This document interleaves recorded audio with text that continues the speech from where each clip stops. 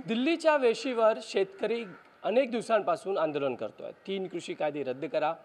देशाची अर्थव्यवस्था ढासळलेली आहे, मायनसवर गेलेली आहे आणि अशामध्ये मोदी सरकारचं आता हे बजेट उद्या सादर होणार आहे। सर्वसामान्यांपासून अनेकांना उद्योग क्षेत्र असेल, मॅन्युफॅक्चरिंग सेक्टर असेल, शेतकरी असेल, सर्वांना खूप अपेक्षा आहेत आणि एकंदरीतच या बजेटमधून सर्वसामान्यांना काय मिळतं आणि करोनाचा काल ओलांडत आता आपण 1 वर्ष पूर्ण केलेलं आहे। आपल्यासोबत राज्याचे माजी अर्थमंत्री सुधीरभाऊ मुनगंटीवार, तुमच्या काय अपेक्षा आहेत? कारण का भरपूर अडचणी आपण पाहतो आहोत आणि एक मोठी अडचणीचं कसरत करत उद्याचं बजेट असेल, नेमका काय काय गोष्टी असू शकतात? नाही, मोदी साहेबांमध्ये आत्मविश्वास हा प्रत्येक कणाकणात भरलेला आहे। मग आत्मनिर्भर भारताची कल्पना असो, वोकल फॉर लोकल असो, जय जवान जय किसान जय विज्ञानगा जय अनुसंधानचा मंत्र देण्याचा प्रश्न असो, आत्मनिर्भर भारताचं स्वप्न करत सबका साथ सबका विकास सबका सन्मान ही भावना जनाजनाच्या मनामनापर्यंत पोहोचवत संघटित भारताच्या शक्तीचा परिचय देशाला देण्याचा प्रयत्न असो, माननीय मोदीजी आपल्या पंतप्रधान कालावधीचा प्रत्येक क्षण एकच स्वप्न बघण्यासाठी खर्च करतात की माझा मुलगा देशाचा प्रधानमंत्री व्हावा, माझी मुलगी खासदार व्हावी, माझा मुलगा हा पर्यावरण पर्यटन मंत्री व्हावा। या स्वप्नाच्या बाहेर जाऊन 138 कोटी जनतेचा भारत माझा परिवार आहे, या परिवारातला प्रत्येक भारत मातेचा सुपुत्र असेल किंवा माझी बहीण असेल, तिचं कल्याण व्हावं, उन्नती व्हावी, प्रगती व्हावी। अगोदर अर्थसंकल्प मांडताना आपण वाट बघायचो की आता कशावरचा कर कमी होणार आहे, कोणत्या वस्तू स्वस्त होतील, कोणत्या वस्तू महाग होईल, कोणत्या वस्तूच्या किमती वाढतील। पण आता हे बघण्याची आवश्यकताच नाही, कारण आता GST कौन्सिलमध्ये कोणता कर कमी करायचा, कोणता कर वाढवायचा, कोणती वस्तू कोणत्या स्लॅबमध्ये येईल हे आता आपला अर्थसंकल्प ठरवत नाही। अगोदरच्या अर्थसंकल्पामध्ये आपण वाट यासाठी बघायचो कोणती रेल्वे लाईन सुरू होते, कोणती रेल्वे सुरू होते, कोणती गाडी कुठून कुठं जाईल, या साऱ्या गोष्टी बंद केल्या।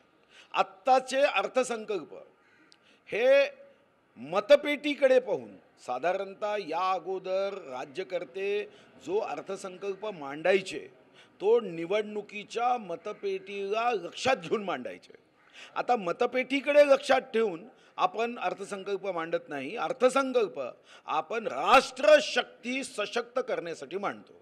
आणि मग त्या दृष्टीने कृषी असेल, उद्योग असेल, व्यापार असेल, सेवा असेल, पर्यटन असेल, या 5 महत्त्वाच्या भागाचा विचार करताना मग जे समूह, ज्या जाती अजूनपर्यंत स्वातंत्र्यानंतर जेव्हा 15 ऑगस्ट 2022ला स्वातंत्र्याचे आम्ही 75 वर्ष पूर्ण करू, अजूनही रोटी कपडा मकान, अन्न वस्त्र निवारा, शिक्षण रोजगार आरोग्य या गरजा ज्यांच्या अजूनपर्यंत पूर्ण होऊ शकल्या नाही, त्यांना मुख्य प्रवाहात आणण्याच्या दृष्टीने अर्थसंकल्पाचा विचार असला पाहिजे। तरुणांच्या हाताला काम देण्याच्या दृष्टीने विचार असला पाहिजे।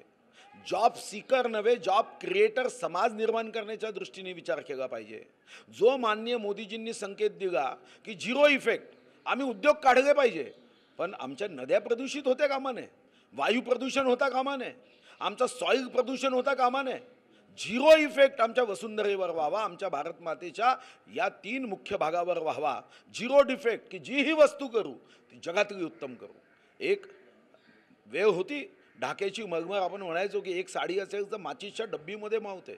आमच्याकडे तेव्हा क्लस्टर होते, आज जग क्लस्टर करताय, पण तेव्हा आमचं सेलमचं क्लस्टर, जिथं साबुदाणा व्हायचा, स्टीलची भांडी व्हायच्या, फटाक्याचा शिवाकाशीचं क्लस्टर, आग्र्याचा पेठा क्लस्टर, आमचं कानपूरचं चामड्याच्या उत्पादनाचं क्लस्टर, कन्नौजचं अत्तराचं क्लस्टर, असे क्लस्टर आपल्या देशामध्ये होते की ज्याचं वैशिष्ट्य पूर्ण होतं आणि आपली एक एक वस्तू जगमान्य होती। आता त्या दृष्टीने क्लस्टर असेल, MSME असेल, एका वर्षात परिवर्तन होणार नाही, पण माननीय मोदीजींनी जो निर्णय केला आणि जो अर्थसंकल्प सादर करताना जी भूमिका घेतली आहे ती भूमिका मतपेटीची नाही, ती भूमिका राष्ट्रशक्ती वाढावी ही भूमिका घेऊन अर्थसंकल्प मांडला जातो आहे. त्याचबरोबर प्रामुख्याने प्रश्न आहे की एखादा बजेट मांडत असताना एखाद्या सेक्टरला लक्ष केंद्रित करून त्याच्या आधारित बजेट मांडला जाईल की सर्वच सेक्टरला लक्ष देऊन हा पूर्ण बजेट असू शकतोय, कारण का कोविडच्या नंतर आताचं हे बजेट आहे पहिलं बजेट. असं आहे की कोविडचं जेव्हा संकट जगात आलं तेव्हा बाकी सारे देश ज्यांना आपण विकसित म्हणतो असे देशसुद्धा अतिशय संभ्रमावस्थेत आले होते. भारत एकमेत्र देश होता की या आपत्तीलाही इष्टापत्तीमध्ये बदलू. 1,70,000 कोटी थेट या कल्याणकारी सरकारचे प्रमुख म्हणून 1,70,000 कोटी हे थेट मग विधवा असेल, परित्यक्त्या असेल, घटस्फोटिता असेल 20 कोटी खात्यांमध्ये टाकले. शेतकऱ्यांच्या खात्यांमध्ये पैसे टाकले. साधारणतः गॅस सिलेंडर हे ज्या उज्ज्वला गॅस योजनेमध्ये ज्यांची क्रयशक्ती सिलेंडर विकत घेण्याची नाही अशा 4.5 कोटी गॅस सिलेंडर धारकांना सुद्धा मोफत सिलेंडर दिलं. तांदूळ गहू मोफत दिला. तर मला स्वतःला व्यक्तिगत रीतीने वाटतं की शेवटी अर्थसंकल्प हा सर्वंकष असावा, सर्वांगीण असावा. आणि म्हणून आपण जेव्हा विचार करतो तेव्हा आपल्याकडे असणाऱ्या मर्यादित साधन सामुग्रीचा उत्तम असा उपयोग हा अर्थसंकल्पात सर्वंकष सर्व क्षेत्राच्या प्रगतीसारखा करावा लागतो.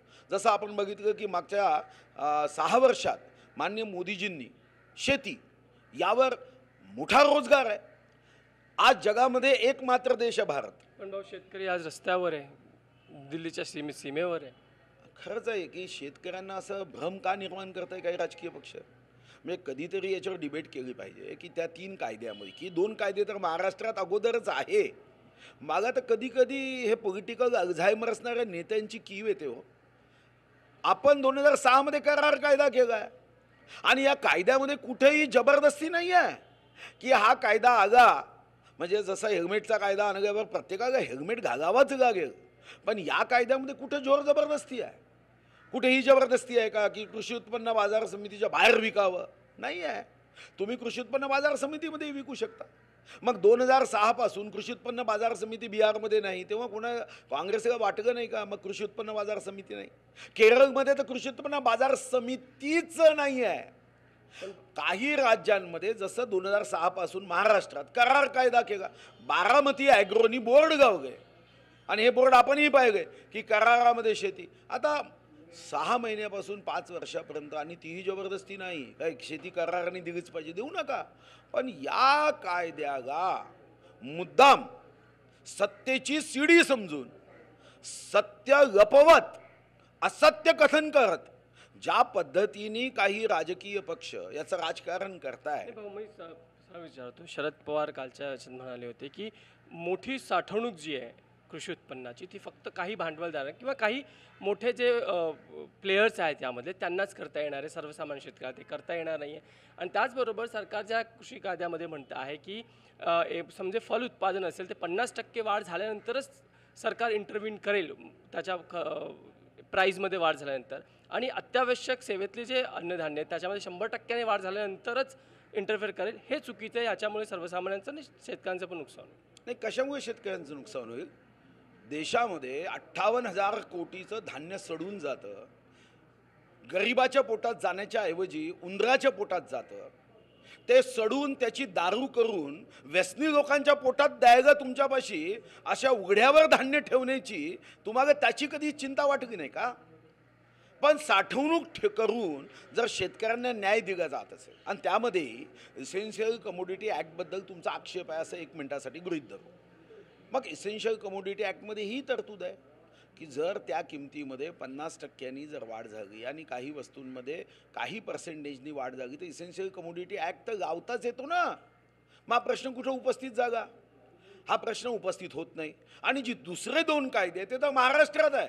त्याबद्दल एकही महाराष्ट्राचा नेता जसे काय ओठाला फेविकॉल लावलाय एकही महाराष्ट्राचा नेता असं का म्हणत नाही की हे 2 कायदे आम्ही रद्द करतो? मला आश्चर्य वाटतं. म्हणजे काँग्रेसचे प्रदेश अध्यक्ष 3 कायदे वाईट आहे वाईट आहे. अरे दिव्याखाली अंधार. मग महाराष्ट्राचे कायदे रद्द करण्याच्या दृष्टीने आजपर्यंत एक शब्द तुम्ही बोलला नाही की आम्ही महाराष्ट्रामध्ये हे जे 2 कायदे आहेत 2006 मध्ये करार पद्धतीने शेती करण्याचा जो कायदा आहे जो आता केंद्राने केला म्हणजे तुम्ही केलं ते योग्य, ते शेतकऱ्यांच्या हिताचं. आणि केंद्राने केलं तर मग केंद्र पुन्हा पुन्हा सत्तेवर येऊ शकतो आणि आम्ही मात्र मग राजकीय दृष्टिकोनातून विस्थापित होऊ शकतो, ही भीती.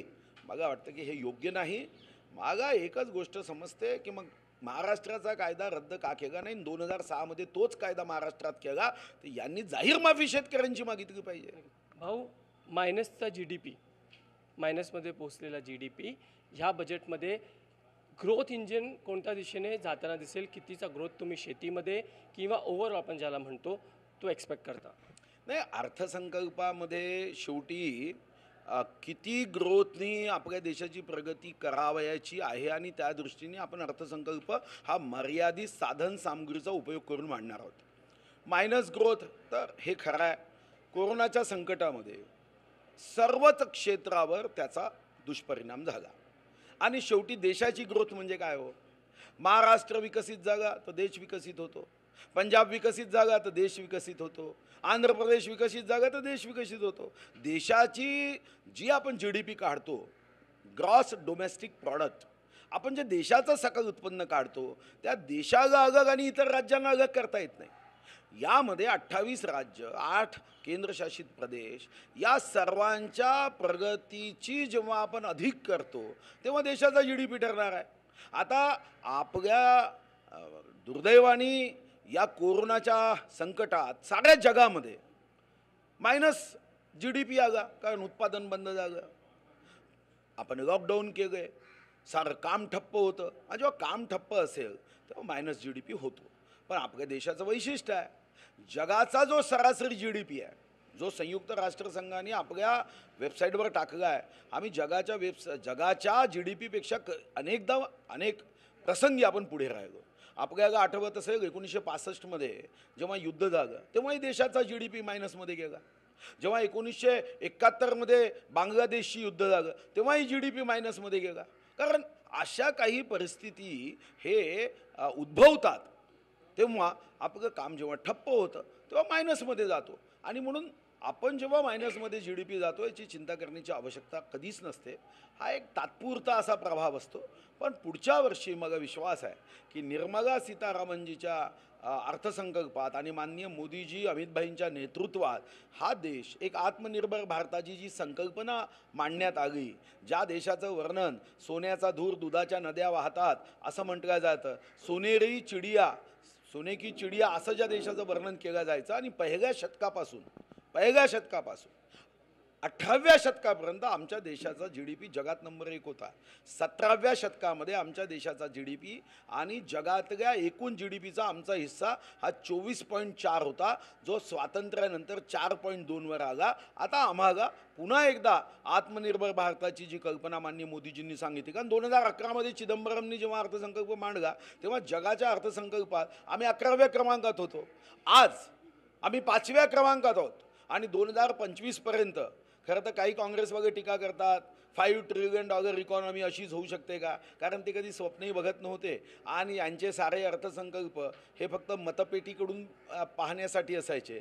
माझा देश सशक्त, सुदृढ, मजबूत व्हावा या दृष्टीने अर्थसंकल्प कमी असायचे. यांचे सारे अर्थसंकल्प हे माझा पक्ष सुदृढ व्हावा, मतपेटी सुदृढ व्हावी या दृष्टीने असायचे. आता मात्र माननीय मोदीजींच्या नेतृत्वामध्ये यामध्ये मोठा बदल करण्यात येतो आहे. एक शेवटचा प्रश्न, उद्याच्या बजेटमधून जेव्हा अर्थमंत्री निर्मला सीतारामन बजेट वाचायला सुरुवात करतील, कसं असेल, तुम्हाला काय चित्र दिसते आता?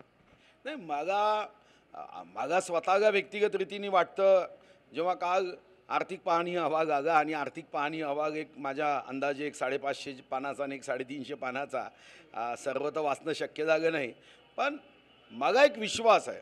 असं म्हणतात की जेव्हा तुम्ही अंतर्मनामध्ये एक लक्ष ठरवून एकलव्यासारखं निश्चय करता तर तो संकल्प जो आहे त्या संकल्पाला हा जनता आणि देव दोघेही तथास्तु म्हणतात. माननीय मोदीजी एक असे नेते आहेत की ज्यांना स्वतःच्या परिवाराचा कुठेही दूरपर्यंत स्वार्थ नाही.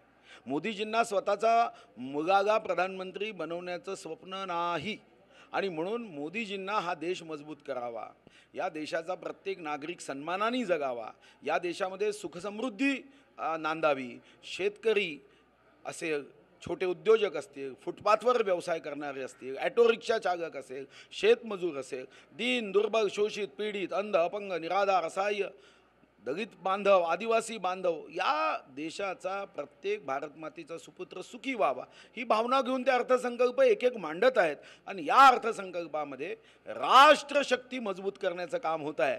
अगोदर पार्टी शक्ती मजबूत व्हावी या दृष्टीने मतपेटीकडे पाहून अर्थसंकल्प मांडले जायचे. धन्यवाद आमच्याशी बातचीत केल्याबद्दल. कॅमेरामॅन संतोष कदमसह समीर भिसे, TV9 मराठी, मुंबई.